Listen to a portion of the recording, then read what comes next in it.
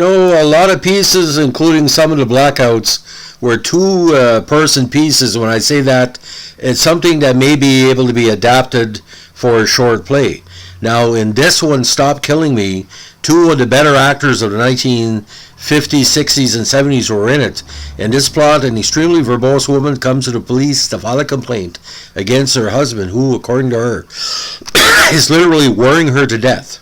Now, teleplay was by Jack Laird with a story by Hal Dresner, directed by Geno Schwartz. Now, the great Geraldine Page, who was just like Joanna Pettit, was in a lot of night galleries, plays Frances Turgeon, the woman of the piece, and the great James Gregory could play villain, comedic, or dramatic, or funny Sergeant Stanley Bevlow.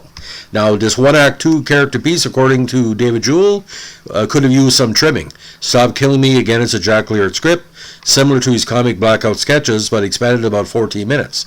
It drags, but is perfectly redeemed by the terrific performance by Page.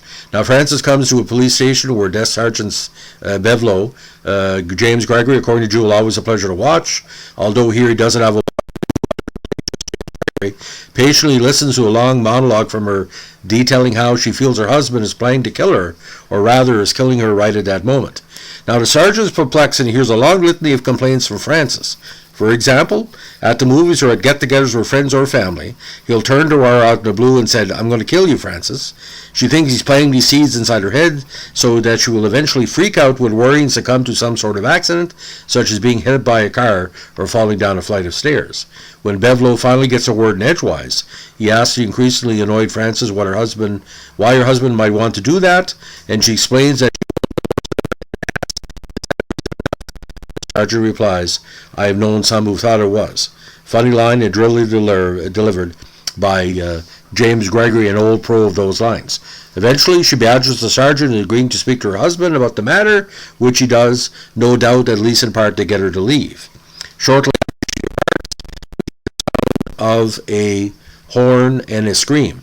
The sergeant looks down at a photo of the desk of his wife, an almost comically stern-visaged woman. He then does indeed phone Mr. Turgeon to ask him how he did it, so how he can do the same. This is a too-long, one-joke sketch, made tolerable by work by some solid actors, according to Jewell. Page.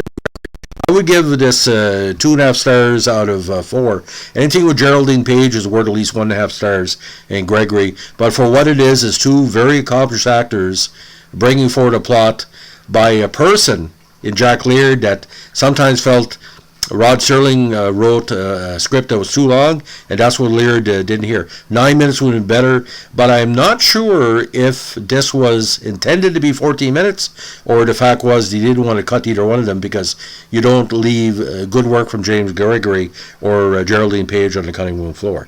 So that's our latest in our Night Gallery podcast. Let us know what you think with a like, comment, or subscribe, or share. Thanks for listening. Bye.